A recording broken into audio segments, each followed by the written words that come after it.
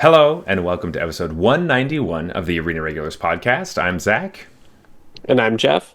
and we're your source for drunken Magic the Gathering arena content.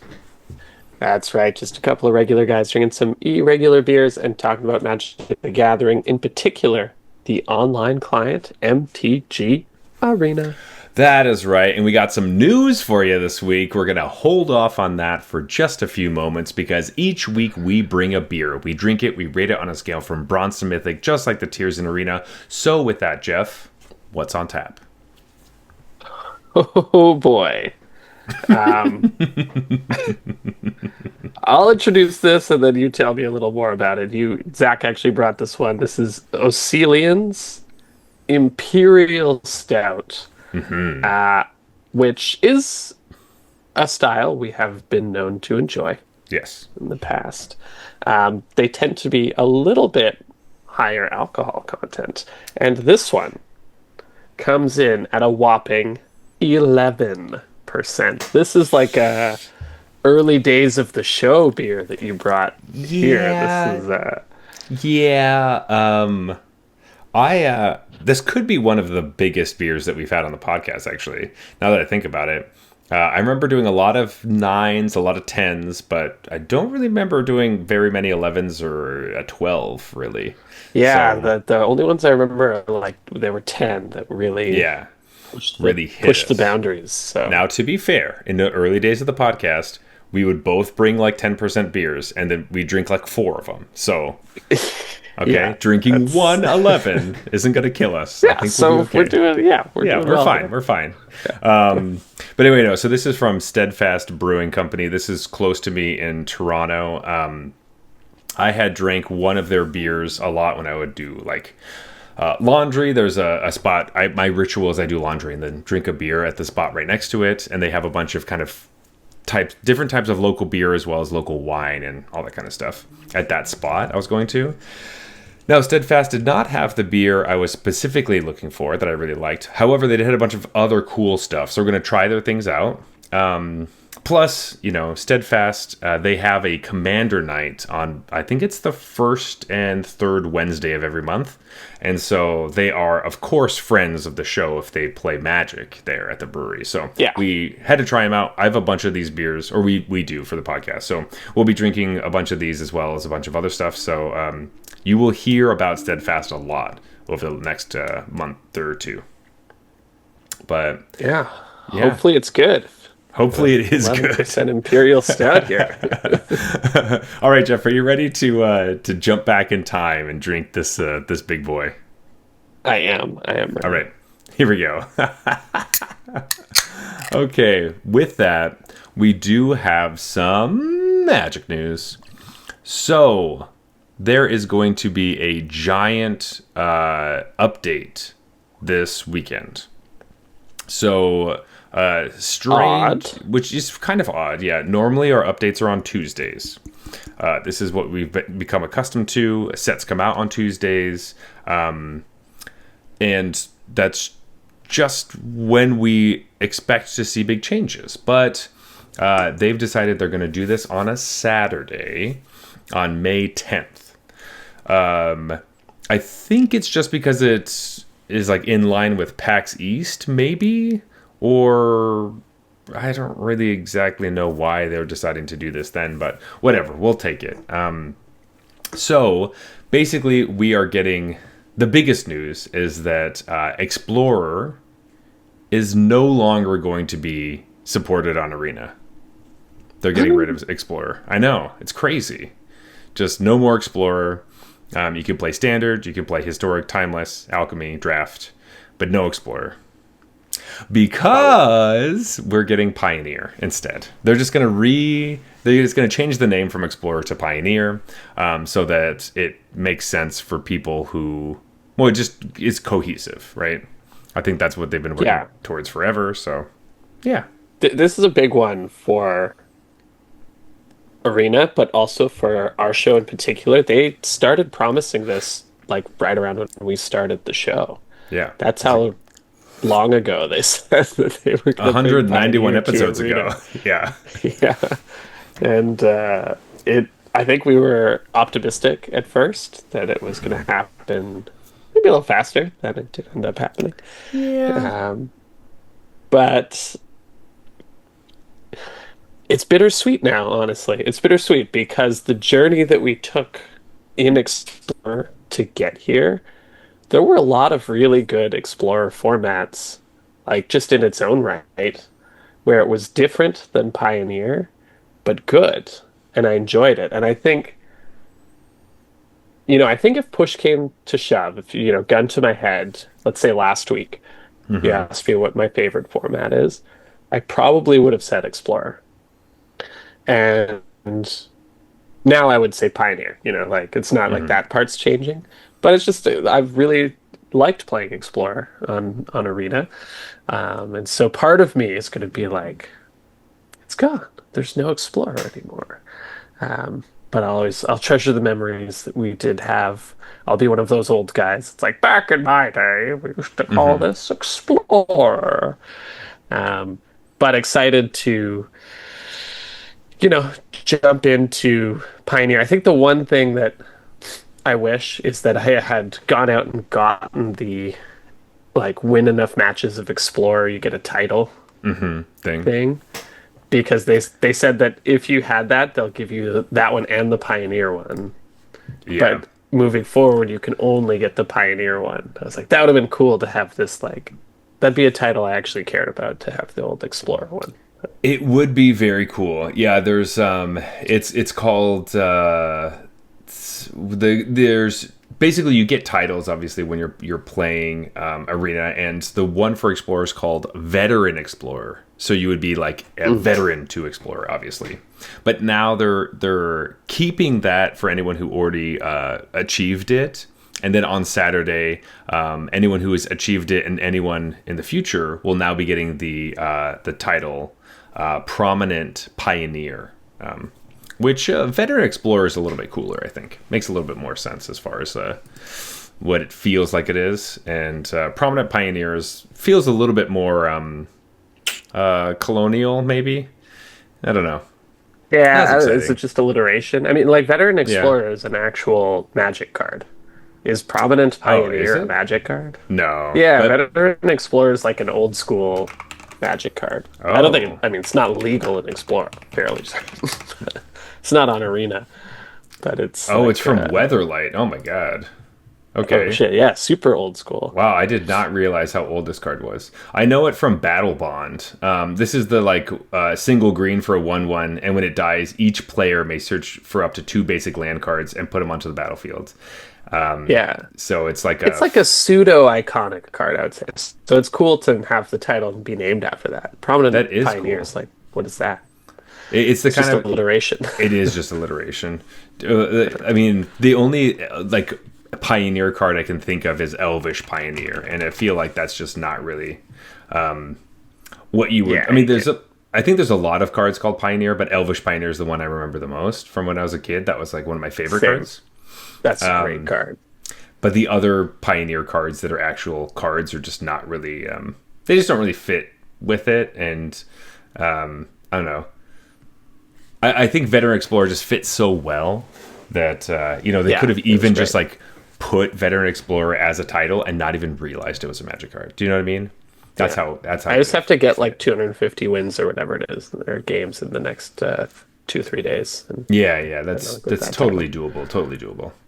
Yeah. But anyway, really exciting stuff.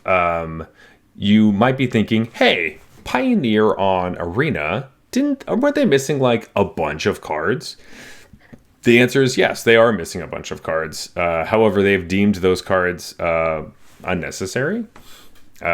Which, sure, yeah, yeah, some of them are unnecessary. It is the weird thing that it feels like it discourages brewing on Arena, the client, Hmm. because you can't just go find some random bullshit cards from what was that stupid? There was some dumb rare from Kaladesh. I can't remember what it's called. But anyway, some people thought that card was really cool, and they were like using it in.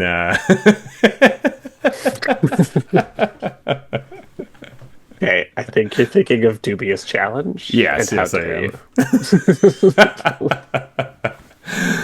I Just have what it. played that in Hmm. competitive modern events Yes. to great success.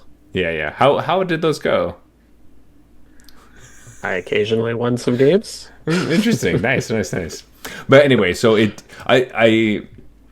does feel strange to call the format Pioneer. Well, yes, technically we will have like we are adding 11 cards to the card pool. We're going to talk a little bit more about what those cards are a little bit later.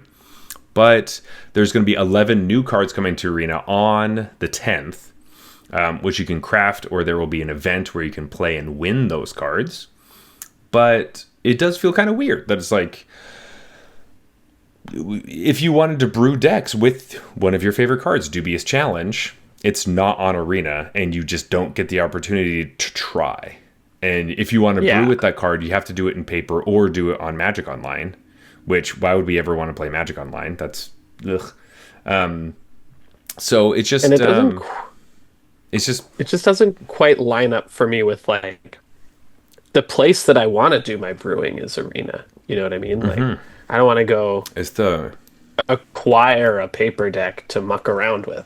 no. You know, like I want to be doing that on Arena. Arena always has the slight push away from brewing just from the idea that like The there's no economy. savings in the bulk rares, like they're all just rares. But once you're sort of past that, Yeah. um, it's the best place to be brewing because you could just iterate so rapidly It's true. and get rid of bad ideas so quickly. You know? That I think that's something that we don't talk about enough. Getting rid of bad ideas quickly when you're brewing. Yeah, Also, obviously, like you don't have to spend time sleeving. You don't have to acquire cards. It's not nearly as difficult. Like just it happens so fast. Being able to try new decks, try the best deck, all those things work so quickly on Arena. And how wonderful that is. And you can play multiple decks at the same time, as opposed to having to sell your old deck to buy a new deck. And depending on if that right. pays off or not, you don't really know. So I'm happy that they're adopting the name, but we will eventually get, because not every single card, like I'm not talking about draft chaff, I'm literally just talking about some random rares and stuff that were cool. There will be people who built an idea of Pioneer. Oh, I have this really cool idea for a Pioneer deck. Let me build it, go into Arena, try to play it, and be like, wait, what's going on? Why can't I play my Pioneer deck that I made? It says Pioneer on the thing. Why can't I do this? And it'll be like, oh, Right. sorry, none of those cards were effective in any like tournament for Pioneer. So we just didn't put them on the client because we just didn't think they would matter because it's only like the Right. cards that are on Arena for Pioneer are only dictated by tournament wins or tournament placements or whatever. Which I also understand from the game developer standpoint. Implementing cards can be very cumbersome, and cutting out all the random bullshit that doesn't matter is makes it happen faster. It just feels. I was surprised to see this announcement. Like it didn't really seem like this was what we were going to be. I just didn't feel like we were there yet. You know what I mean? Yeah, I'm a little curious why. Like, why now? Why is this happening? I have an Why, idea. what was wrong with just having it be Explorer and Pioneer? You know, like there must be a reason to do this now. I think it's fine to say like, hey, Explorer and Pioneer in the past little while, I just look up Pioneer tournaments, copy the deck list, and go play it on Arena. Like that's been a thing I've been doing. Yeah. And if I were to go to a Pioneer paper event, I would playtest on Arena, which whenever we went to that Pioneer event ourselves, it was sufficiently different at that point that it was like we didn't get good testing. There were like a couple huge decks we just never even thought about that Right. obliterated us. We're like, what the fuck was that deck? And everyone who was playing in the tournament was like, you don't know about this deck? It's Like the most really popular big. deck. Yeah. Yeah. But I don't think that's the case anymore. So I think it's fair to be like, hey, It's it's basically it's the same format. Like we're gonna coalesce them. It's just like, why right now? And you're rushing it like you're doing it this Saturday. You know, like, and So it's just a name change. it is a huge name change. I have an idea. I'm Okay, raising my hand. let's lay it on me. So Saturday, PAX East, they're doing a big debut video for Final Fantasy. Final Fantasy will be the first Universes Beyond set that goes into Standard, which also means it goes into Pioneer. This must mean they believe Final Fantasy will be strong enough to push out any other card that might be relevant, right? They're thinking like Yeah, yeah. Final Fantasy is going to come in, it's going to be hot and heavy, and that's going to be the set that kind of dictates what happens in Pioneer. And it will not matter what the other cards are that we're missing from the format because they won't be useful at all.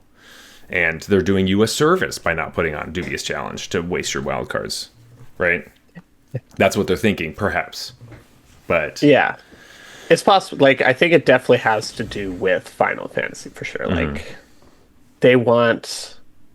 I think maybe they're another way to think about it. Like, they're bringing in new players through the Final Fantasy franchise. That's They true. don't want this confusing Explorer all right, Pioneer okay, dichotomy. you know what, Jeff? God damn it. I thought I had some cool tinfoil hat thing going on, but that makes way more sense. Fuck. All right. I think you're probably right that Final Fantasy is going to be juiced, though. Yeah, And it's they probably are like, you know what? It doesn't matter if we don't get the old cards on. Like, everyone's just going to play the new cards. but I think you're totally right as well, though. Like, they are also like, I think they're more interested as a business looking at new players and their new player Oh, yeah. experience than this, like, experience. Like we were saying, experienced players could have waited, and we don't really care if it's called Explorer or Pioneer for a while until it's like perfect. New players, Right.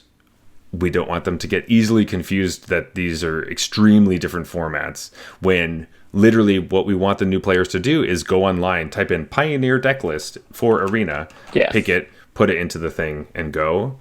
You don't want to confuse them Right. to be like, oh, I have to do Explorer deck lists? Wait, what's the difference? And then ask all these questions.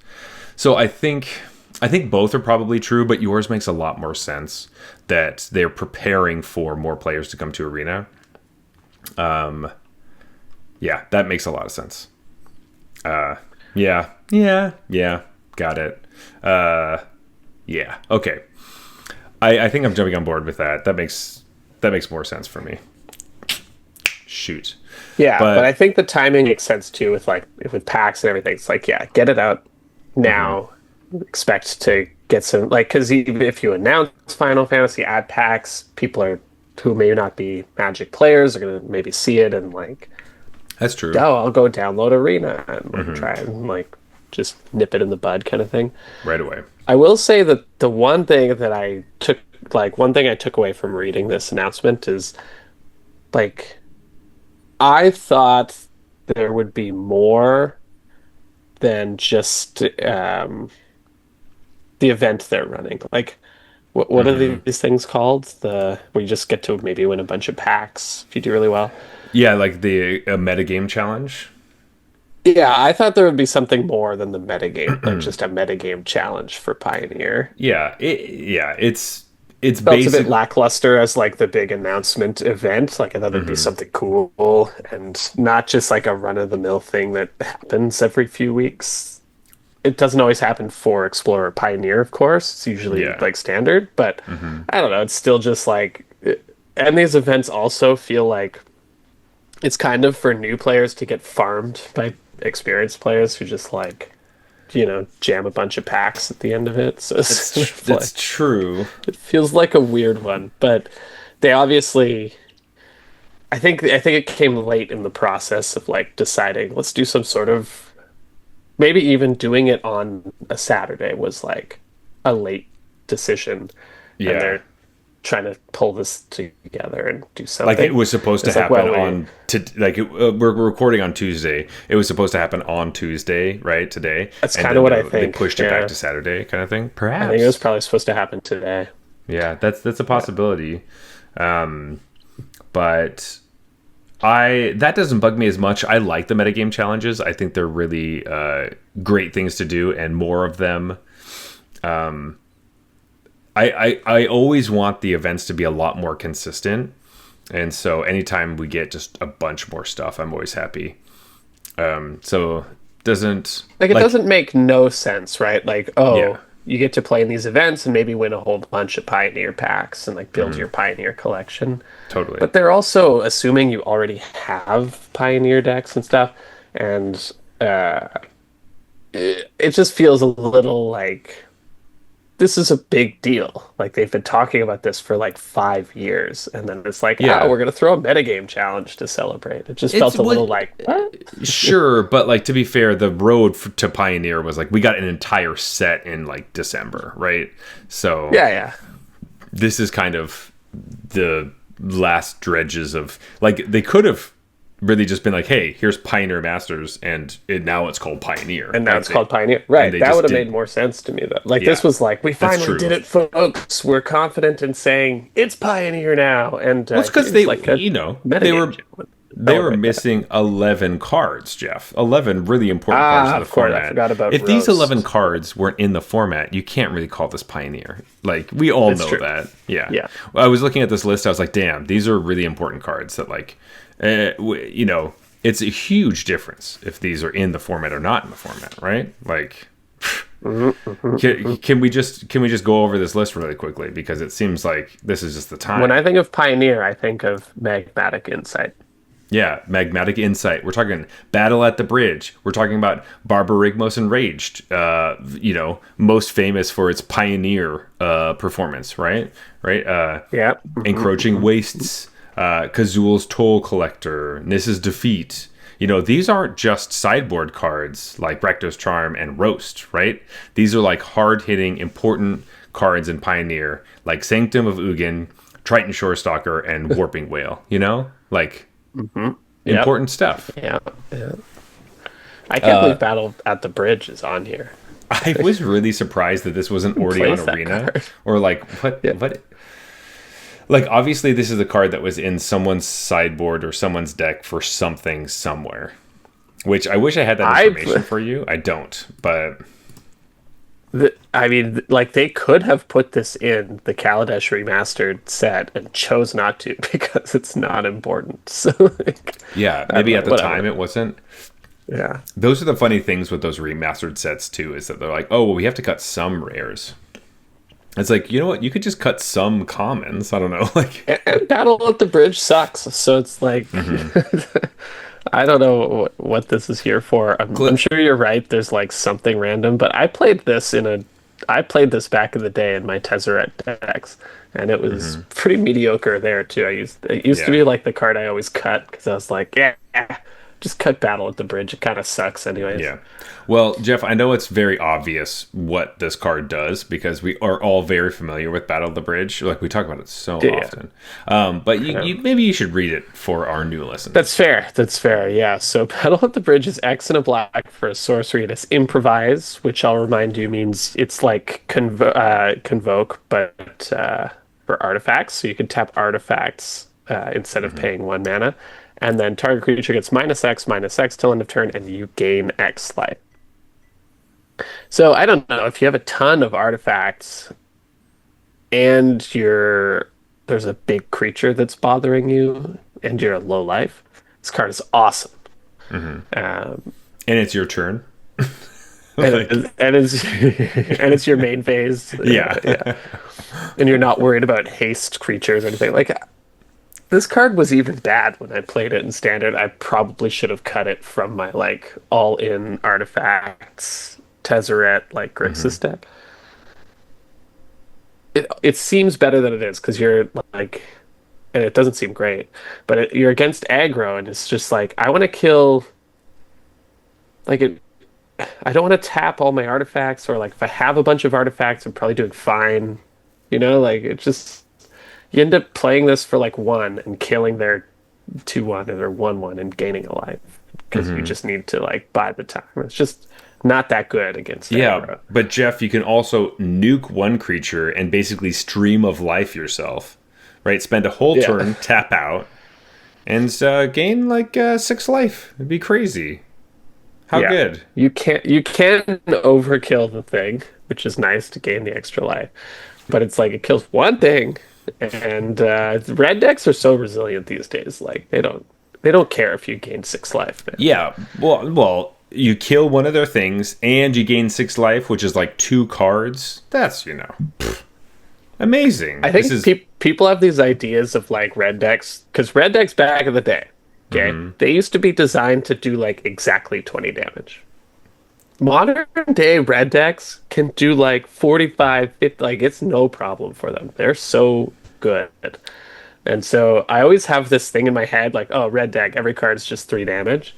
That's not true anymore. I need to update that because I keep losing even though I gained like 10 life, which not that long ago would have been insurmountable for mono red. Like 10 extra life is like they're just not designed to do that. no longer Yeah. do we have to deal with that. But Now we have like Corey Steel cutters and friggin' the hell stupid yeah, bird nonsense out there. those are that my they do, like, favorite cards. Jim. you gain 10 life and then they do 19 in like next turn with 2 mana and 2 cards. And you're like, what just happened? Yeah. And I hate how the bird is so good with the cutter because you like It's put it up first and then the next turn you put the cutter. yeah. Nonsense. Yeah, it's great. It's great. Oh God. I Anyways, love Battle at the Corey Bridge, Steel Cutter. weird card. I don't think I'll ever play this, but it's coming back. Coming to Arena. Coming to Arena. I don't know if it's really worth going through every single card. There's 11 of them. Yeah. Like, there's Borborygmos Enraged. It's some big 7/6. Has protection from pithing needles. And otherwise, it's just a big Protection creature. from pithing needles, yes. Obviously, this is a joke that you might not have heard of, but go to YouTube, type in Barbarigmos Enraged. See, And- that's why. Yeah, That's why you can't hit this with pithing needle. because you can't say the entire name. But look up the clip. It's actually really good. It's a really important tournament judge call.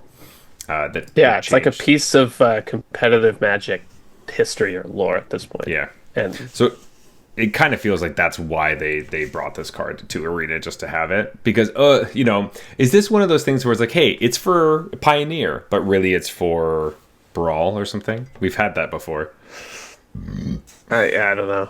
I like I will say- this must be a way to kill in some weird combo deck or something. Yeah, maybe.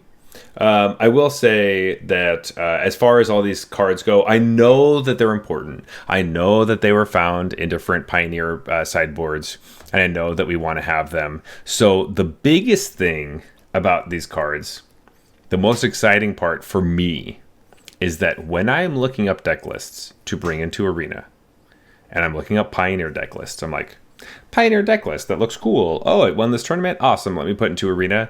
And there's one copy of one card in the sideboard that isn't on Arena. It negates the entire input of the deck, and I have to try to manually input all these stupid cards. I think these 11 cards will just be helpful for me to be able to put that entire deck onto Arena, and then I can take out the ones I think aren't worth anything.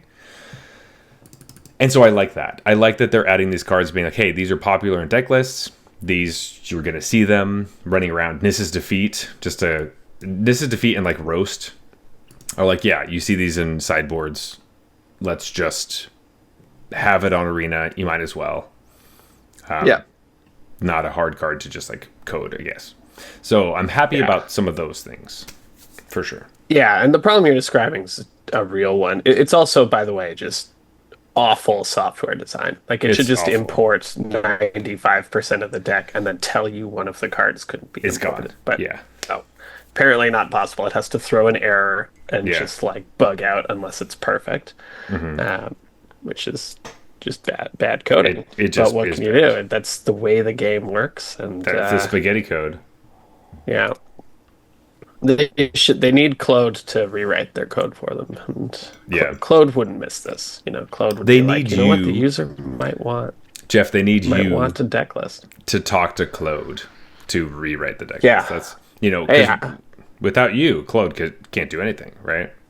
yeah, Claude and I, we have good vibes, man. We You have do. good vibes. You do.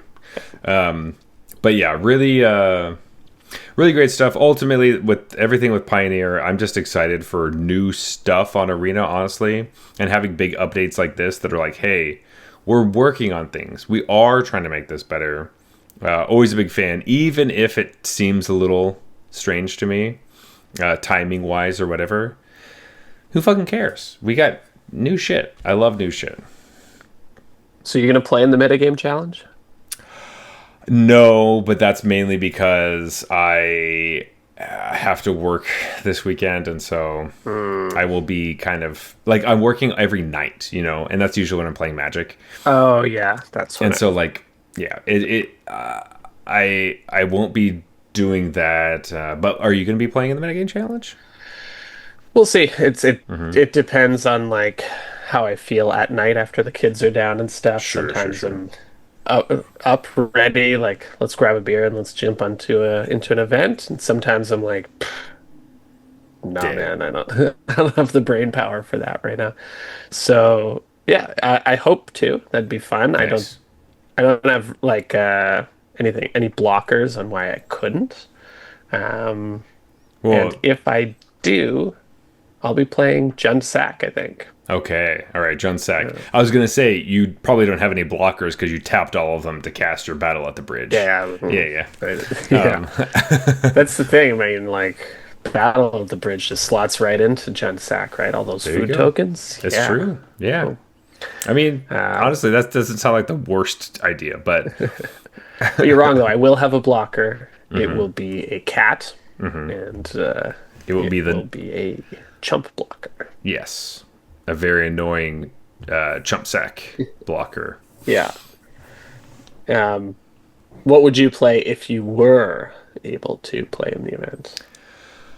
Honestly, looking at the event and looking at tier lists and things, I would probably play Is It Phoenix or Mono Red. Those are the two decks that are what my brain wants to do right now, which is play Yeah. a lot of cheap spells. I think Mono Red's the best deck in the format, probably. Like just from looking at what's been going on, I haven't had a chance to play a lot yet, but like it's just the red cards are so good that you know it's hard to imagine that's not the place you want to be. Phoenix is like always a good choice in Pioneer. I Yes. wonder, do you play Corey Steel Cutter in Phoenix these days? Like you must, right? The list that I've been playing doesn't, mainly Ooh, because I might want to try Phoenix with Corey Steel Cutter actually. That I think sounds sweet. it's definitely an interesting idea, because you get to put your opponent off balance on a couple different fronts. The list I was playing most recently, I was playing last night.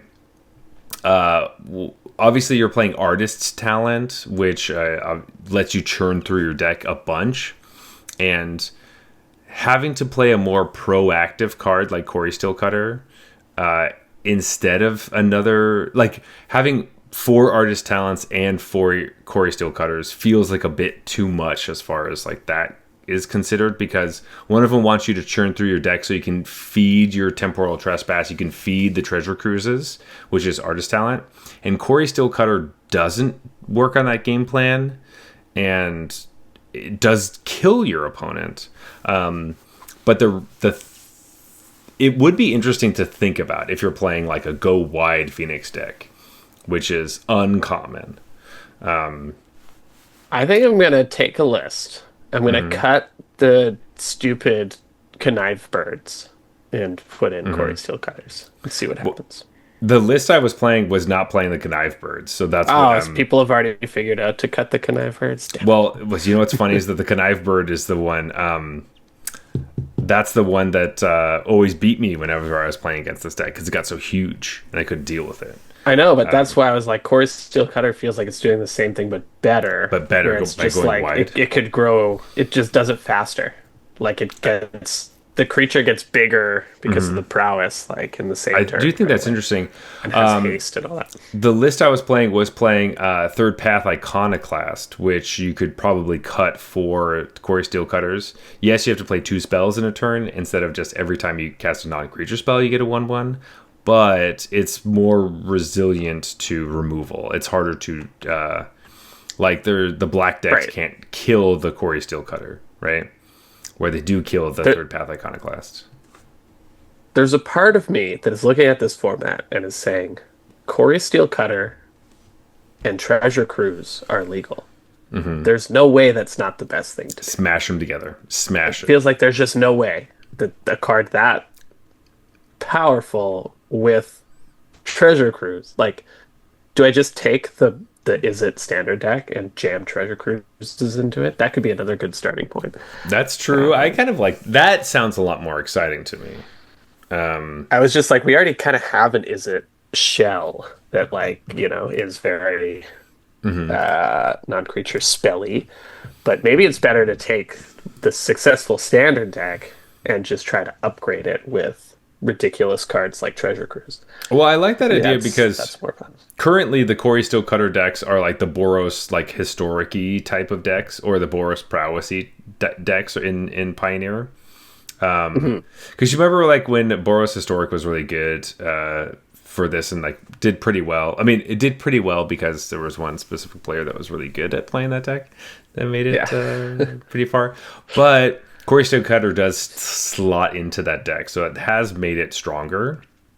With your like Monastery Swift Spears, Slick Shots, you're just not playing Treasure Cruise. You're playing like Lightning Helix and Boros Charm instead. Is the trade-off? Yeah, I want to be on Cutter and Cruise, and then I want to. What's the best shell? The Cutter's Cruise, That.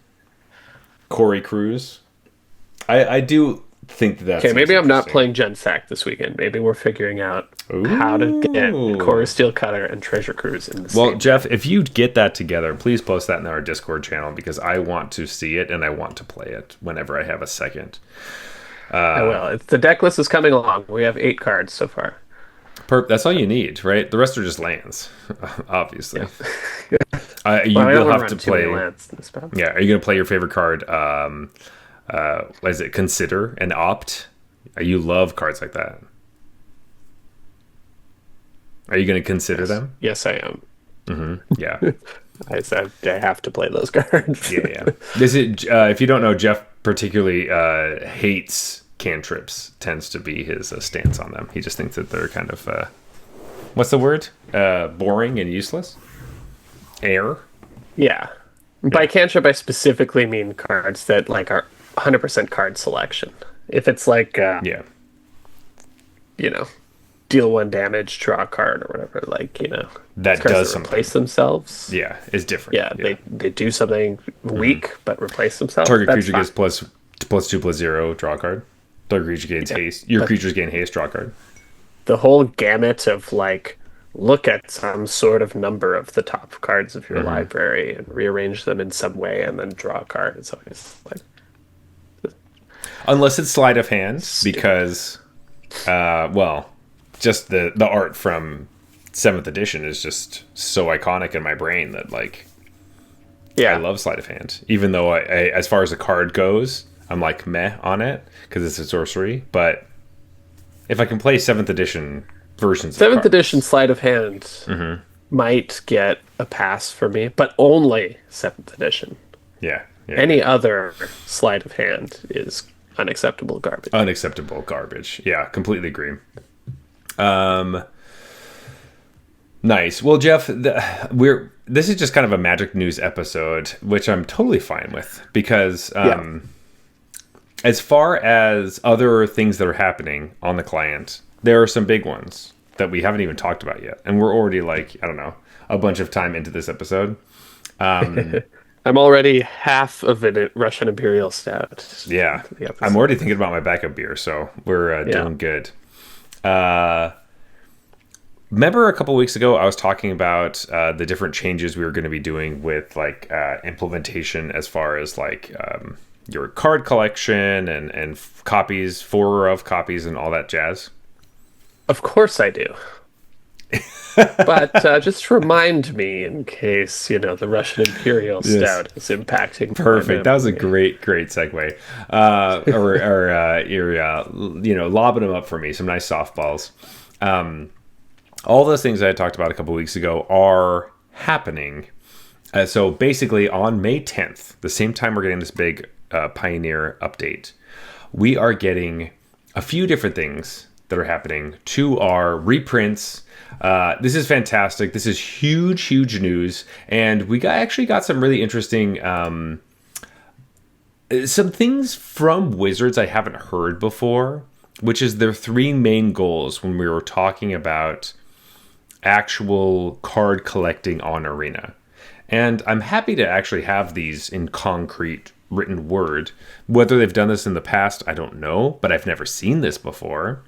But they want to make sure that the actual collecting process is making sure they have player-friendly reprints, which means they want to improve the experience of when you're collecting cards. So one of the big things is if you have 4 copies of a card, you can, and let's say you have 4 copies of Opt, and then one version of a different artwork of Opt that was reprinted recently. You can play 4 copies of the old art, 4 copies of the new art that you have. Either one, it doesn't matter. As long as you own 1 copy of one of the many arts that is Opt, you can play 4 copies of any of them. You don't have to just use your wild cards on them. Now, Opt is a common, so that's not nearly as important as things that are rares. So let's talk about Arid Mesa recently. So in Tarkir Dragonstorm, one of the special guest slots is filled with a bunch of the enemy fetch lands. We got those fetch lands in Tarkir, the other Tarkir, a couple years ago, or a year ago, whatever. If you opened Arid Mesa, this new art, borderless, really cool, special guest, great, but you already have a playset of Arid Mesa, you're not going to pay a bunch of mythic wildcards to get the new Arid Mesa. But if you happen to open one and you have a playset of the other ones, you can just use the new art if you'd like. And so I think this improvement of going towards what do players want, what would be really fun, as far as like, hey, I opened this, like I already have all my fetches, right? I'm not interested in new art fetches. Unless I open one and then I get to use it just because I have one. Sweet. Now I get to play my playset of Arid Mesa or Misty Rainforest or whatever is the new one because I just happened to get one. Awesome. This is just all upside for us now. Yeah, that's pretty cool because I actually happened to just open a couple of those like new fancy fetches, and I was like, well, I'm not just going to play one of these when I already have the other play set. Yeah, but this is pretty cool. Yeah, I would prefer. So they're changing it from like, oh well, sucks to suck, you better pay up. They call this the Thalia problem because there's so many different versions of Thalia. There's a bunch of special guest versions of Thalia. There's OG Thalia. There is the one from Crimson Vow Thalia, and then there's the special art for the Dracula Secret Lair series that's only tied to the Crimson Vow version of Thalia. All that is gone. It's literally me because I have like 3 different versions of Thalia that anytime I wanted to play Thalia, I would have to, they would all be different. Move them around, yeah. And it's really frustrating. Saturday, all that's gone. You own 4 copies of Thalia over whatever number of printings. Who cares? You have 4, so you can play whichever art you want, as long as you have 1 copy of one of those arts. Blam! Right. Which is fair as well. You don't just get to like choose any art you want from across history. You do have to have collected that art, which I think also makes sense. Yeah, so if there's 5 different versions of a card, you have 4 copies of 4 different versions, but you want the 5th one, you still have to use 1 wild card on the 5th one just for the art. Right. But you don't have to use 4. Exactly. I think this is amazing, huge change, and I think it sounds kind of dumb. It's just like customizing your deck, but the philosophy behind this of focusing on players enjoying the process of collecting cards on Arena is very big and very important, right?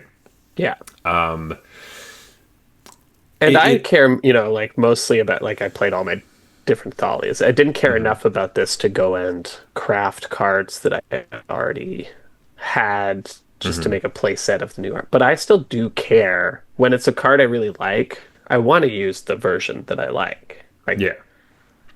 So it sounds like trivial or whatever, but I think it matters, and it It matters to totally me. matters. It just like previously they were asking so much in Hmm. exchange for getting the playset of the one that I wanted that I it never mattered enough to like do that. But I was Hmm. always like, oh man, I just really wish I could play the one I actually want to play. Yeah. Like, imagine that they brought the OG art for Thoughtseize back to Arena, right? Hmm. You're like, oh, I really want to play that OG Thoughtseize art. Like, it's Am I Rebecca gonna Gay, craft? I right? have four thought seasons. Am I Yeah. gonna go craft four more? Like, Just so it's I can probably a use rare that art. wild card, which is Yeah. the tightest. So, And but I that's would like, craft one. I would definitely craft one to do that. exactly. So the fact that you can do that for so little now is awesome, right? So I'm just super I'm super happy with that. Sorry, I'm just looking up for whatever reason I thought original Thoughtseize or the one from Lorwyn was Rebecca Gay. It is Alexi Briclot. So I was my gonna say I don't apologies. think it was Rebecca Gay, but Rebecca Gay did a different fairy card. Bitter Blossom. Bitter Blossom. There you go. Thank you. That looks like her style. Yes. And as I look at OG Thoughtseize again, it is obviously not. But picking your version of Thoughtseize, they're all super cool. Like even the one from Thunder Junction is pretty sweet. Like with the kind of ghost leaving the guy's mouth is cool with the Prosperity Post version. Right. They're all And I very think I sweet. But have one of those, but I don't have a playset, so I just play the like demon. the Invocation one, Yeah. yeah. Even though I don't really like that art, actually. Yeah, I Like don't really like it either. the piece itself is fine, but it's just not my favorite Thoughtseize But there's so many good ones. It's art. so Right. hard. I Yeah. would use the Thunder Junction one if I had a playset. Yeah, and now you will. So, very exciting Big, news. big game. Big game.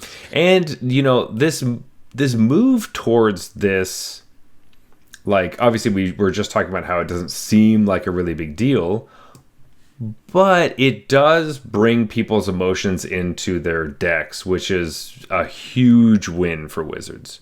You want players connecting with the cards that they have. You want players connecting with getting new cards.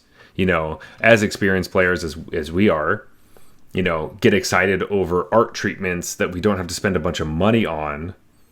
Like, it actually makes me want to get the new version of whatever the new card is. If they reprint Yeah. something in Final Fantasy or something, and I like the art to that, but it's like, well, I have a playset of it, and it's just so expensive to get the new art. Why would I do that? If I get one copy somewhere, somehow, I get to have a playset immediately. That's a huge win for Arena. Like, you never get to do that in paper, ever. Right? You're Yeah. constantly In fact, think playing with about like this. mismatched shit. What if in some upcoming set they release old border versions? Some of our favorite cards. I We mean, only need to get one. that's amazing. Then I would actually be able to do that. Like, recently they just released that they're doing a Festival in a Box, and Ugin is one of the Planeswalker cards that's in retro frame for the whole thing or whatever. Oh, And now retro frame Planeswalkers look kind of funky, so it depends on your taste. yeah. But if they bring that to Arena, it's like, hey, buy this. What I mean, like that's a different thing. Obviously, that would just kind of it's a treatment that would go over your card or whatever. But if they did that for like special guests or something for some set, That's what I mean. Like Yeah. the future special guests are like the OG art old You don't know. border Oh. of some card that exists. that's so great. Yeah, you just I like that they're focusing on this. They said that their focuses were player-friendly reprints, intuitive customization, and worry-free collecting. So the last one is really important for if you're buying decks on Arena, the pre-constructed ones. They won't care about the specific printing of cards that you have in your collection. So we're moving into trying to do a lot more like pre-built or pre-con decks in the Magic store that are pro-rated depending on what cards you already own in your collection. Yeah, yeah. This fixes all of those issues where it's like, hey, we have Steam vents in the deck list. You own this version of Steam vents, but we have this version of Steam vents. You have to pay 4 wildcards to get your Steam vents because, oops, it's the wrong version or whatever. That's all gone now. May 10th. Yeah. Everything's just cheaper and better, and you can just import stuff and just play and not worry that you're getting fucked over, because that was an issue that happened a lot. Yeah. No, all of these are huge. Like I agree with you. I think it shows that they are figuring out the things that matter and starting to actually prioritize those. They're starting to realize, like the competitive landscape of players, well, I love it, is a small percentage of their consumer base, and most of the people are worried about, Yeah. losing wild cards on over collecting. They are worried about having the styles they want, and Well, it's it not is confusing how you customize things. It is. Also, just imagine like you look at a deck list that has a certain artwork for a card you already own, but don't remember you own it. You post that deck list in your arena. It says craft this many wild cards. You're like, holy shit, that feels like way too many. But you're just like, all right, I'll bite the bullet, and you pay for it, and then you're like, oh my god, I had 3 copies of this artwork. And it didn't just automatically just give me that artwork for the thing instead of this new artwork that I don't give a shit about. You're like, Right. God damn it. All of this changes. It fixes all And of those issues. And even like I ran into this recently. I copied a deck list that didn't have set scriptures or whatever, just the name of the card. And it populated the card with the one that I already had. But there was an extra copy. I only had 1 copy. So the card was Day of Judgment. Sure. And I happen to have the like mythic rare fancy one just sitting in my collection. That's the one I had. This deck played 2 copies. And so it put my card in and then assumed that I would want the same one for my second copy. So now it's basically, even though I could spend a rare wild card on that second Day of Judgment, it's sort of like assuming I want to spend a mythic rare wild card. Now, I ended up doing that because, to me, rare wild cards are more valuable than mythic rare wild cards. So, like, to me, this was like, this is what I want to do. But I could see that being an issue where it's like, you happen to have a rare printing of something, you could use an uncommon wild card on it, or and it just upgrades in. And if you just don't look too closely and you just click craft, you're going to spend a rare wild card when you don't have to. Or for some people who are tighter on mythics, like that would be a bad thing. Exactly. And so, and that's exactly a fantastic segue, because that is happening where like Goreclaw's a perfect example, where Goreclaw was printed at rare originally, but then later reprinted at uncommon. If you were ever to print or craft a Goreclaw, it will always be uncommon. That is just the only rare, like the only wild card you're going to be using, regardless of what it looks like in your collection. Fantastic. Yeah. Great news. Right? Now, what about this case where I wanted to spend a mythic instead of a rare? Oh, so okay. So it's going to always choose the smaller of the two, I believe, like the quote unquote smaller. Right. So I think in your case, where you want to spend mythic wild cards, it will always opt for the rare one being crafted. I don't think overall you get it's an upgrade, but this was a very weird situation where this rare was printed as a mythic in one set that I happened to have, and I was like, oh, I get to get away with a mythic rare wild card on something that should have cost me a rare. Because really, it's a rare card that was mythic for printing reasons or whatever, and so you should always use a rare wild. Basically, it's saying in the game, this is a rare card. It's never a mythic card. It's basically I kind of got away with one, basically. So you heard it here first, folks. Print all of your rares using mythic wildcards while you still can. Yeah, I guess. But yeah, I'm happy for all these changes. But like I said before, the best thing about this is that they're looking at what people need and actually making real decisions to fix problems that we've had, that and Yeah. just to make it smoother and easier and better for players, and making things cheaper for players. Anytime someone's like, oh, they're purposely price gouging us, I really don't think so. They just honestly are missing it in their brain. And like, I don't think they're making enough money on people buying packs of wild cards for them to try to fuck people over. They don't care about that. It's just a problem that's happening, and they want people to like the game. They want people to enjoy stuff, and they want people to spend their currency on things that they can get that they'll enjoy. And the more they enjoy the game, the more they'll talk to their friends and play more games. Like, that's ultimately what they want. Yeah, and listen, the devs, the people who work on Arena are passionate about it and probably don't care at all about your money, but they are beholden to people who do care about your money. And so there are certain parameters that they have to work within, and Of they are course. trying to deliver, they are trying to optimize for us within those parameters. Yeah. And I think this makes it clear that that's what's happening. I Yes. think wasn't always the case. They were optimizing maybe for other things they shouldn't necessarily have been optimizing for. But this looks like, yes, they're finally starting to care about stuff like, hey, man, I shouldn't have 8 different Woe Striders in my collection.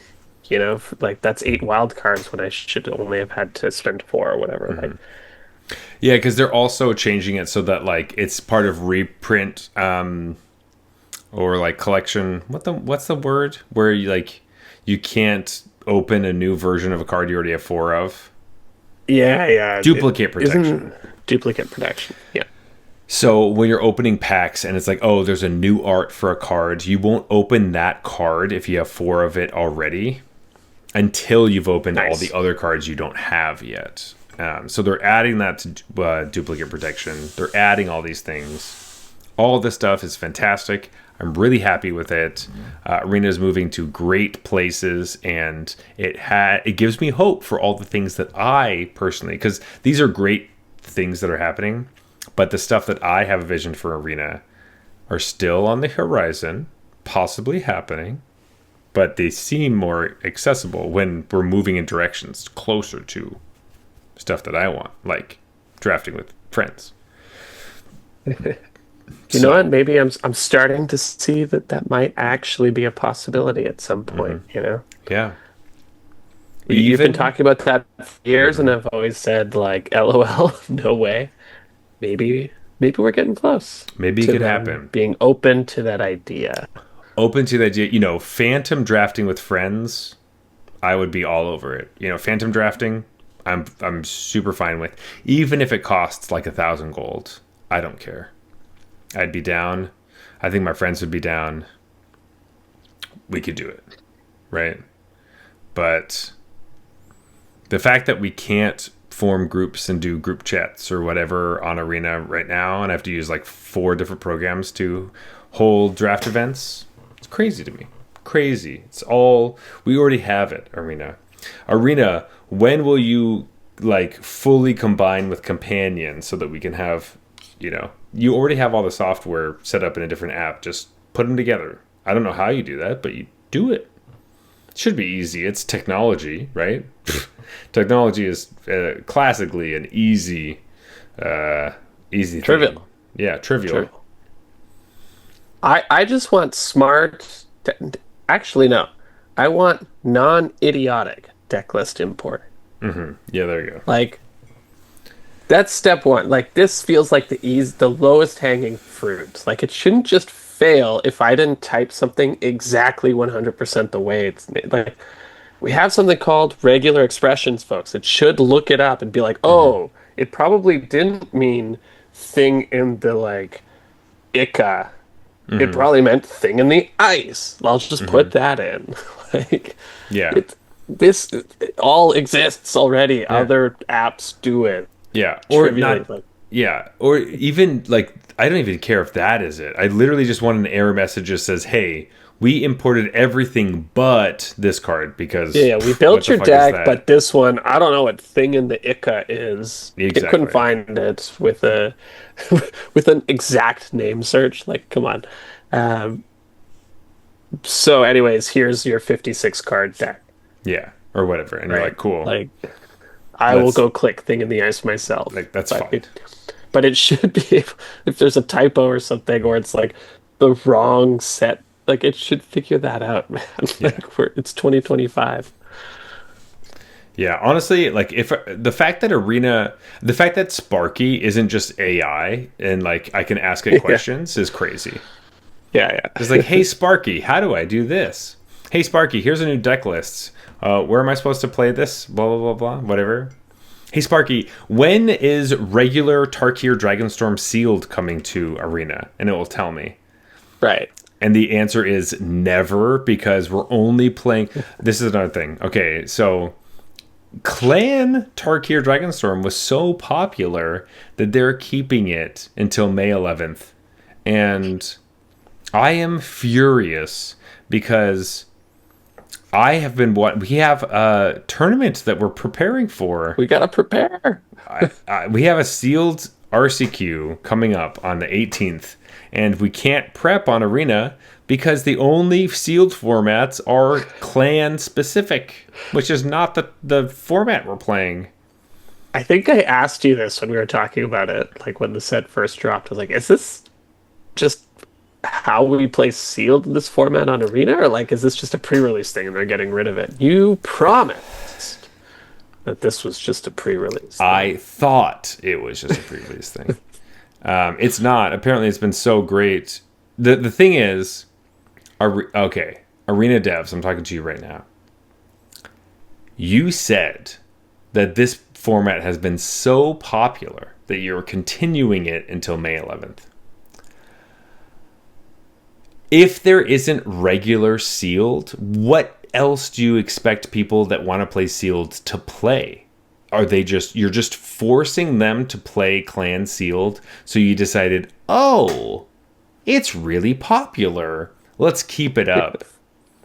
Or you could just say, "Oh, people that want to play sealed, the only way they can play sealed is through clan sealed." Like maybe that's also happening. Like this is insane. I don't understand. They Like must see like elevated numbers for this over previous sets sealed or whatever. But you also had a big win a booster box sealed event this yeah, past that weekend. So recently like, happened. So we played in the Arena Direct event mainly because I wanted to practice sealed, and it this was is the the only way to only way. practice, yeah. It's the only. It's So I very wanted to make expensive. sure I did a Yeah, run. Yeah. I did 2 runs. You can, And both success. You have 4 booster boxes coming. Way to go. yeah, totally. One of them I scrubbed out horribly, and the other one I scrubbed out badly. But you can see my I put the second one up on YouTube, so if you want to watch it, you can go see it. Where I horribly misplay because I don't read my cards right, and a comment had to tell me what my card did, and it made me very sad. It turns Classic Zach, out, though. so everyone who's listening right now, Better to learn now than it's true. in live in paper at the event. I'm talking to you too. Don't forget, Narset's rebuke exiles creatures. Did you know that? Did you know that it also did that? Because it does. You can exile creatures with that card. It's great. Huh. No. Yeah. Yeah, so when your opponent has a Karsi Revenant, you can just exile it with that card instead of using a different removal spell to get rid of it so that your opponent gets to use the ability. So, did you know that? Yeah. But the other one, I'm sure, was more efficient. It was more efficient, and I was saving my 5 mana removal spell for Smart. 5 things on something bigger that never came. Yeah, you Go probably watch should the have video. exiled the Revenant.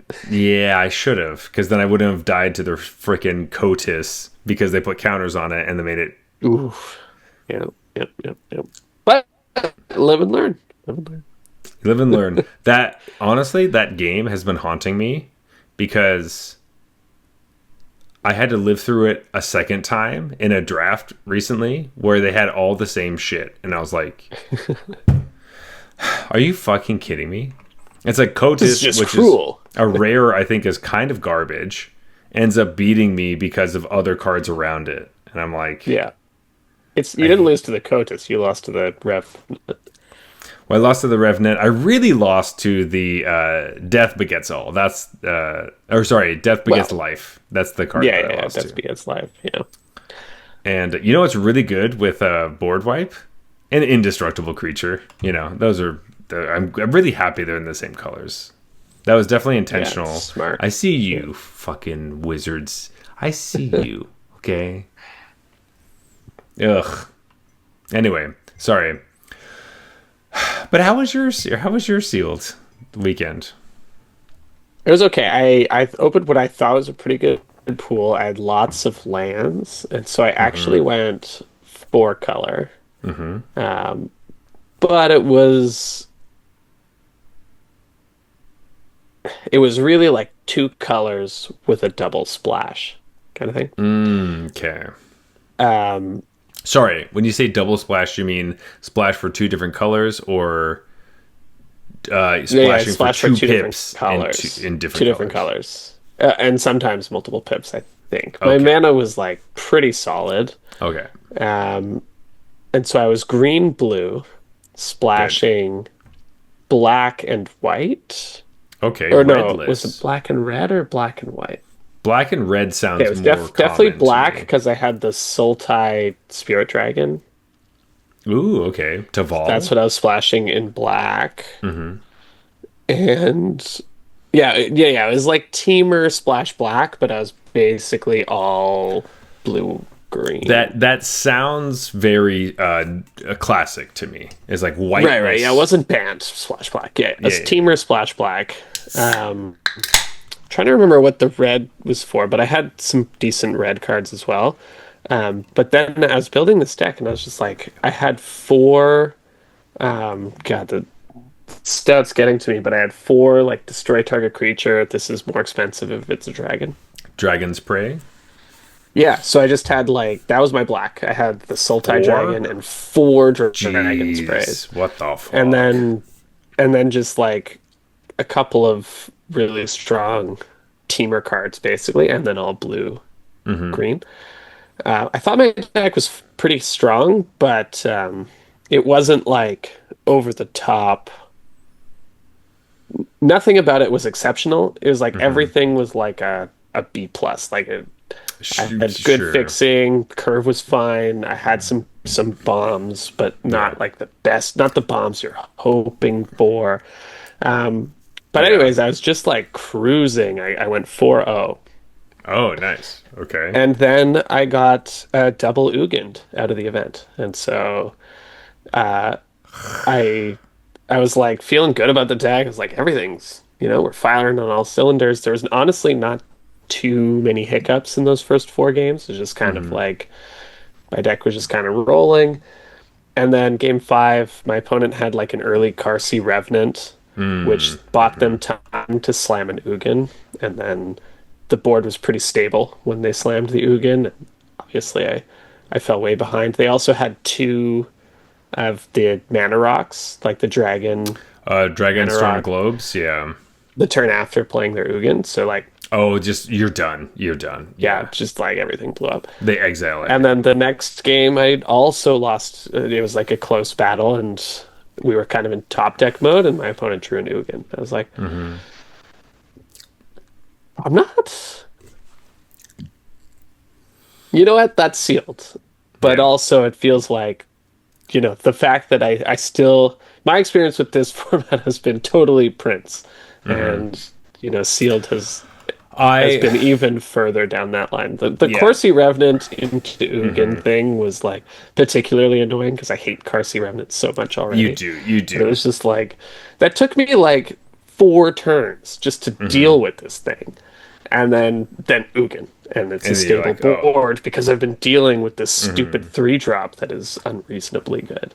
Yeah, and so I know black is like kind of whatever, so maybe. But sealed is a whole different story, right? Like it is.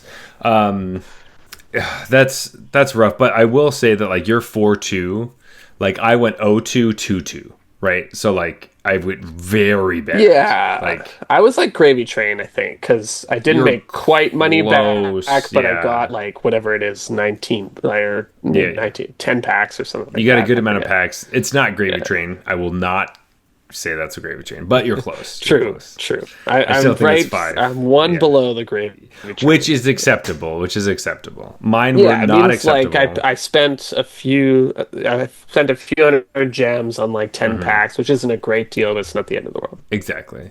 But like my second deck was it was I'm pretty sure like almost exactly Teamer.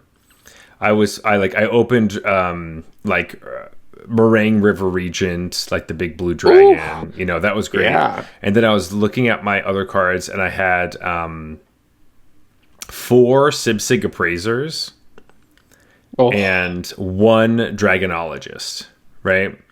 So Dragonologist is like basically a Sibsig Appraiser, but it does a very similar role, except for it's a 1/3. So I ended up playing right. three Sibsig Appraisers and one Dragonologist because I thought that 5 copies of a 3-drop that was like just a card that draws a card was like too much. Because it felt Yeah. like too much. The rest of my deck was like, where's my removal? I was like, I can't just play a bunch of 3-mana 2/1s that don't do anything.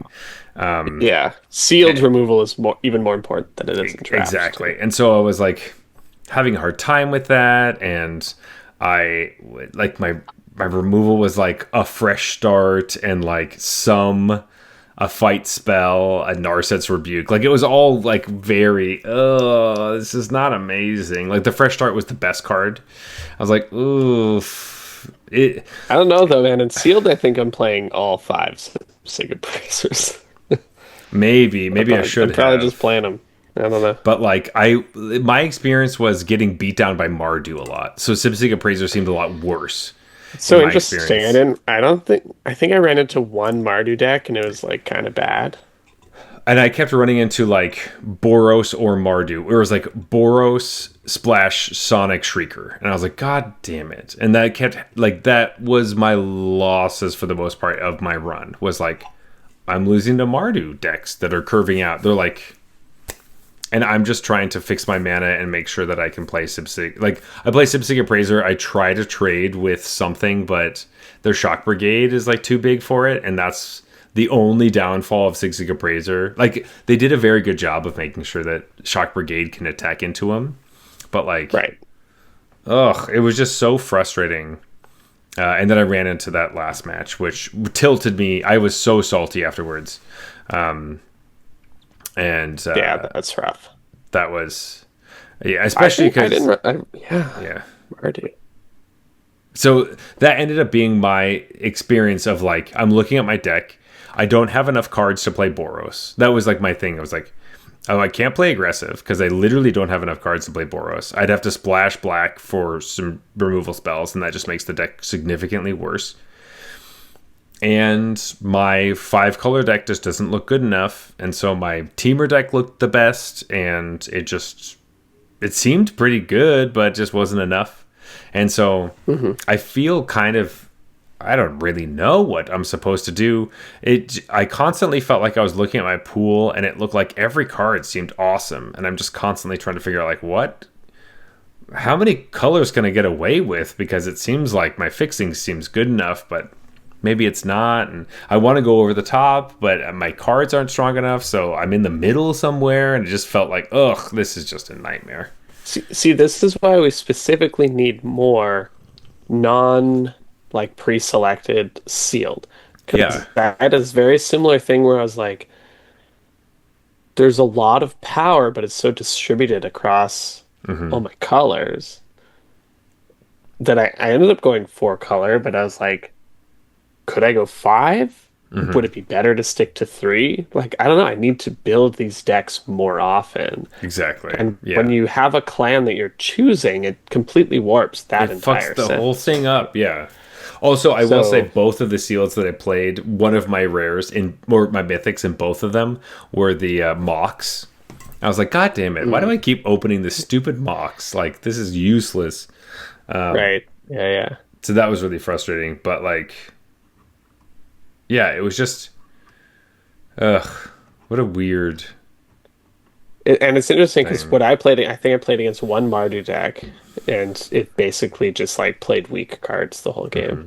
And every other deck I played, because I remember noticing this, every other deck I played was blue, Yeah, I mean, blue is and I strong. played blue, right? So it's like maybe is sealed just like the blue format. Is that what it's about? And I think Yeah, Sig Appraiser is a big part of that.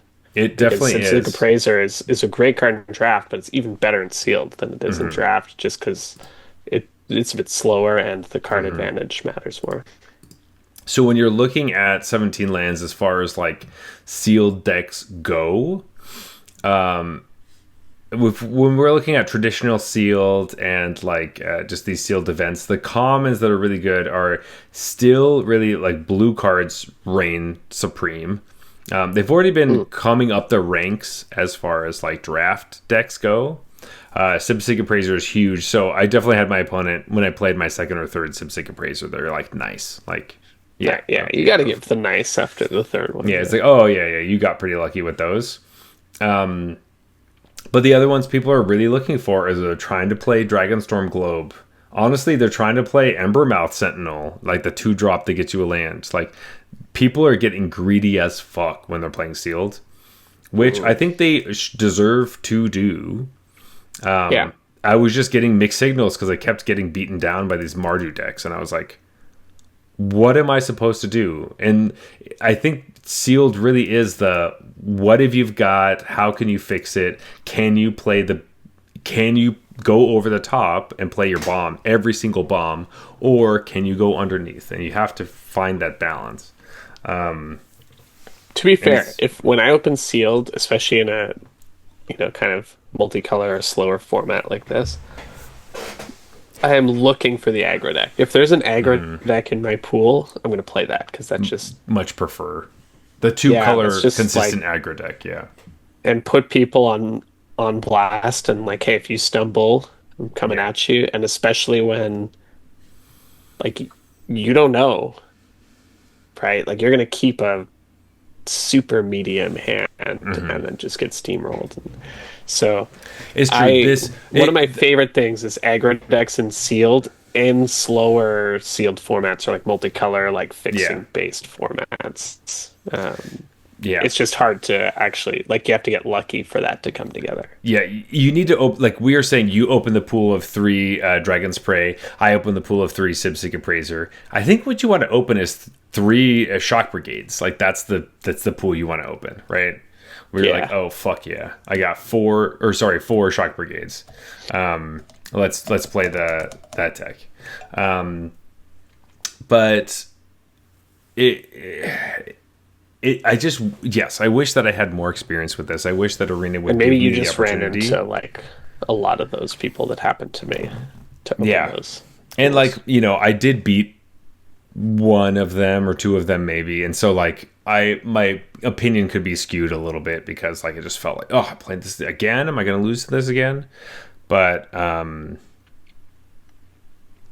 but yeah, so as far as like our prep for our CQ goes, I don't really know. I think I agree with you that I want to be the aggressive deck, and I think I need to skew my picks a little bit closer to that, even though it looks like go over the top is what you want to be doing. I'd prefer to be the aggressive deck. Yeah, But I think there's kind of two levels of it. So for me, sometimes you just get dealt the aggressive deck and you're like, yes, like you're saying, the four shock brigade pool and like yeah, rares that tie into that. And you're just like, yeah, you're playing like this is Sage of all the I want. Skies and all that stuff. Yeah, And hopefully like a lean, mean Boros machine that just dips into black. Or or maybe not even even. doesn't, Yeah, you know. hopefully you There's only that get to play like two dream colors. pool, and that's like literally, a lot of people when they sit down, they're hoping for the Ugin. I'm more hoping for that pool. That's just like, can we just Boros people out, and they won't be like, let that Ugin die in their hand, Yeah, the old Boros card advantage. love it. But then there's the other way it happens, which is that your pool is kind of medium, and you know Hmm. you can't go over the top of other people. That's the And hard part. so you're like, the thing I kind of have to do. And that's when it gets murky, where it's like, Hmm. obviously, if you get the aggro pool, you build the aggro deck. Hmm. But I think I might lean in some of those mediocre pools that don't have the bombs to compete with some of the bombs that I know to exist in the format. Maybe that's when I have to like bias myself towards let's Yeah. play the aggro deck, And because I'm not beating a Corsi Revenant anyways. I'm mhm. not beating an Ugin anyways. So It's true. Like, I wonder what the aggro deck looks like. Like, does do we want to be playing more like Orzhov or Rakdos decks? Like, do we have to be Boros? Is the question. Like, Boros is the draft archetype that you're trying to get into, but if you're in sealed, is our strongest attack against these big decks aggressive negotiations, which is like the 3 mana rip something out of their hand, put a +1/+1 counter on a creature card, because that immediately, like, that kills the Ugin in their hand, right? So I maybe don't hate that card in sealed. I think that card's pretty good in sealed.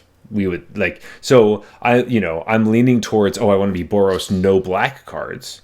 But maybe I want to be like, maybe Rakdos is actually what I want to be doing in sealed. Like, I already Hmm. want the Storm Brigades. Like, white is really strong, but do I need aggressive negotiations so badly in sealed that I need to be more of a Rakdos deck? That's something I haven't really thought of before, but perhaps that could be a saving grace of that deck. And the I'm not answer is sure. I don't know because I don't get to practice real I don't get to sealed. fucking practice this thing. It's insane. I d- I mentioned this on my survey to Wizards for the Tarkir set, and if you want to go give them a survey, they always do surveys for every set that they put out. But trying to beat it in their stinking skulls that Arena should be a place to practice for paper is something they need to understand. Yeah. Like, I know you want to make new things. Oh, there's the arena player, there's the paper player, there's the Magic Online player, and there's the Commander player kind of thing. It's like, no, no, no, no, no. All of us try to play all the different things because we want to play Magic as much as possible. That's like just what we do. Hmm. I want to use Arena to practice for paper. I want to be able, like, Right. everyone wants to go play paper tournaments. Like, try to tell me if I'm wrong. Like, chat, tell me if I'm wrong. It was a dream to go play paper events. Like, isn't that fun? Like, it's a fun thing to do. Paper is just a blast.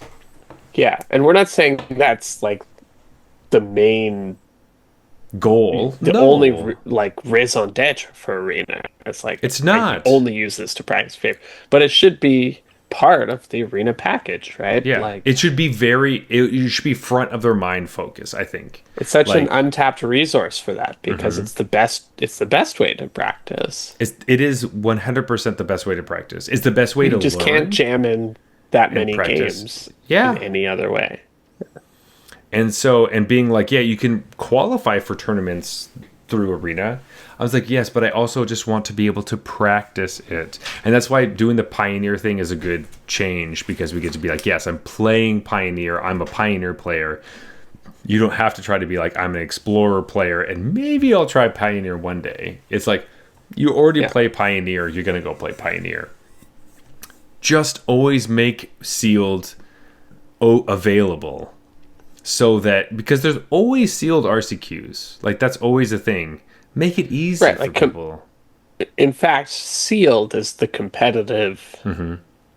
paper event, not draft. Like draft Yes, will happen in top eights of events yes, and but stuff, sealed is the one that but for most people. large tournaments, it's not reasonable to run draft, so it's always sealed. So if Hmm. you if there's one that should be always on, it should be sealed. Yes. So, usually it feels like sealed is always sitting there just for fun. This, because I'm preparing for an event, I'm frustrated it's not here. and We're I'm basically gonna blaming have one Wizards week, for it. right? Because they said they'll give it to us on the 11th, and our event's on the 18th. I don't know if they specifically said they're going to give it to us. That's my Oh, I thing. thought you said that earlier that it was No, no, no. they're extending it That till the 11th. they're having clan ones until the 11th. I don't know if it's getting replaced Oh, with they regular might not even sealed. give us sealed after that. Yes. Oh boy. Because the other events that we're getting is we have the Pioneer Showcase. There's an Arena Open. The weekend we're playing the RCQ. And so that's happening. And then I think that they're getting flashback sealed for Lost Caverns of Ixalan in June, but I don't have anything specifically telling me that we are playing sealed Tarkir. Like I have it nowhere. So they're basically we might be able to play the Arena Open on the 17th to practice for the 18th. That's basically what we're Well, sitting you know at. what, So Zach? We have played Explorer to practice for a Pioneer event. that's This true. time we'll be playing a Draft. con sealed to practice for a sealed event. And Yeah. when we get there, we'll be like, I would like to select Jeskai, please. Yes. They'll be like, Wait. what the fuck are you talking about? Yeah. I was playing the clan sealed. I get to pick Yeah. my clan, right? Like I that's can the only fun part. assume that Arena would have the event that is being used for the RCQ season. So Is this not I right? shall select Jeskai. Thank you. Honestly, Jeskai's. This is funny. Jeskai's like my favorite clan. I think after playing, when I'm drafting, I've had the most success with Jeskai. It's the most fun, and if I could play it in sealed, I'd be really excited. But I always know that it just feels like it doesn't come together because you need multiples of stuff. But It's in yeah, draft, it's oh, in draft, it's so much fun. Oh, yeah. it's so much fun. Sealed is a lot more like Sultai than I think I experienced in the draft Really, I format. feel like it's a lot more teamer, but I'm losing to There's a lot of Sultai. teamer always though. That's the thing. That's true. I'm That's true. used to teamer being around. It's the Sultais that are showing up more often than I expected. Getting you.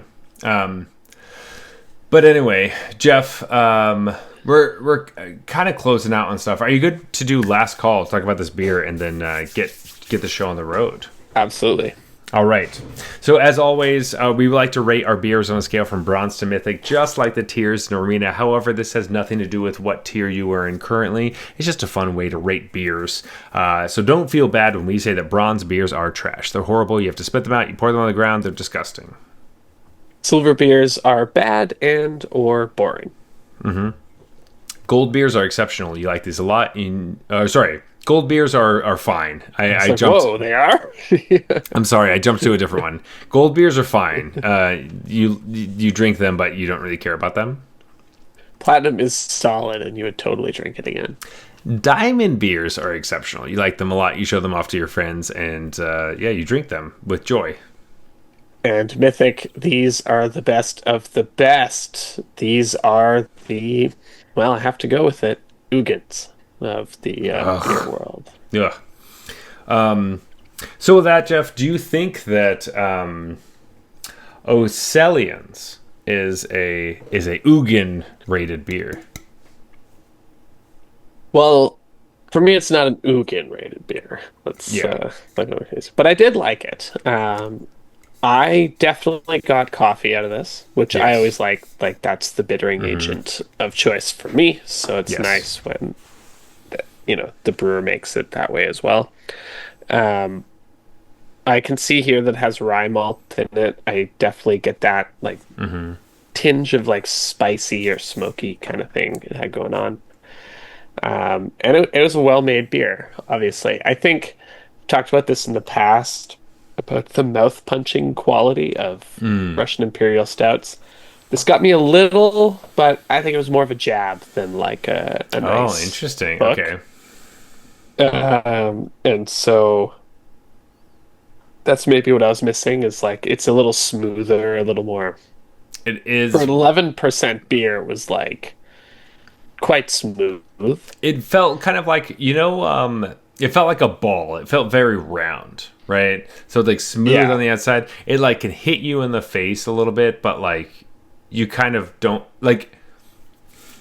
I don't know what the word is for it, but like it didn't really punch, but it kind of like bounced off your face, and you're like, did something just happen right now? And you're like, I for can't really sure. see anything around me, but it does have a strong, big-bodied flavor, Yeah. but it's hard. Like imperial stouts are such a big thing in our world.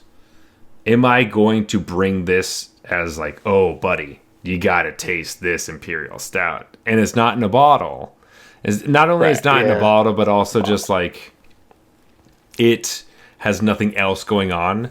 I do think this. I agree that the smoke is there, but I don't know if the smoke is enough to push it over. Maybe some of the fruit notes I was missing could have Yeah. been it. Yeah, it talks about deep fruit and stuff like that. I mostly get the coffee and then a tinge of This the like a little spicy smoke, smoky rye like thing. yeah.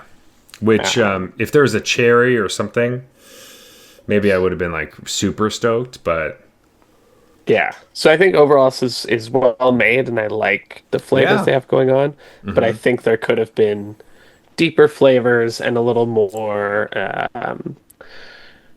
what's the word I'm looking for? Like a little more commitment to the Russian Imperial like punchy in the mouth kind of like flavor wise, not just unapologetic. Like it feels like they're pulling back to try to give it some drinkability in terms of smoothness and well, it's so stuff. And funny. like, Like I wonder what the beer tasted like.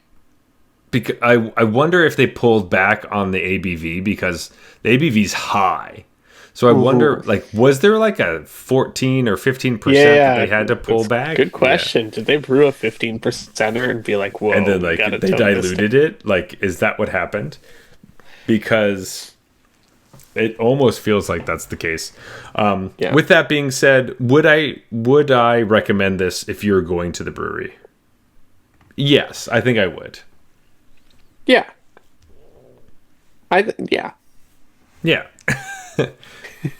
I It depends, I right? Like I don't recommend Russian Imperial stouts to just anyone anyways. So it's like it's that's true. already That's true. in a weird spot where it's like I'm not just gonna be like, oh, you like Moosehead Lager? You should try this 11% Russian. Like, you know what I It's mean? true. It's true. Uh, But I think with this beer, I'm not going to give it Mythic, but I do think it's falling very close. I'm just going to give this Diamond. yeah, I think I'm happy. I'm happy giving this. Like, I don't think it's platinum, right? So I think Yeah. I'm happy giving this diamond. Okay. Um, but I think the point that you made is just like the the competition that I'm like pinning it against is all mythic Is all stuff. Mythic or close. So I think this is we like sometimes we do like numbered rankings. Is could be Diamond like 3, where it's like Right. you're in the range. You're not right at the bottom, but you're I swimming think in there. that's totally fair. Yeah, yeah, diamond three. Yeah.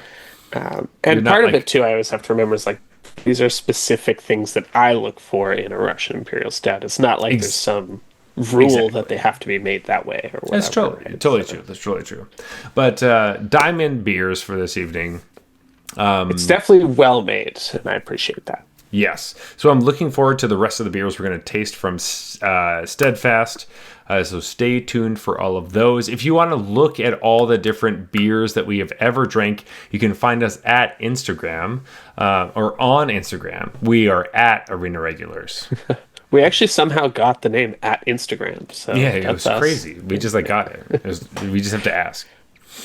And also, unbelievably, we got the name Arena Regulars Podcast on MTG Arena. You might find us playing on that. That's right.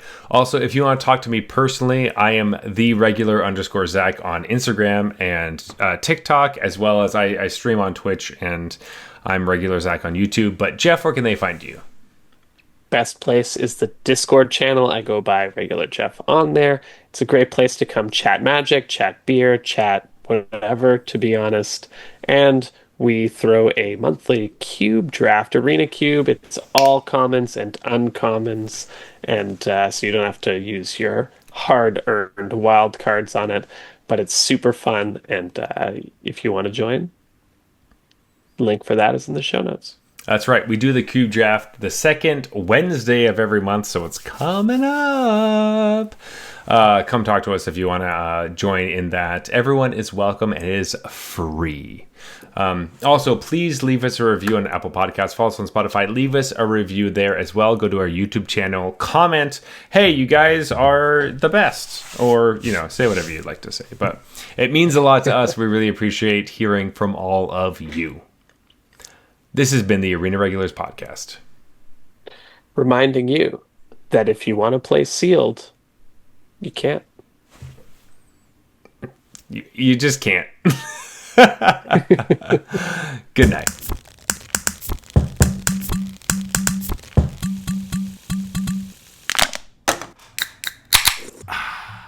All right, that's fine.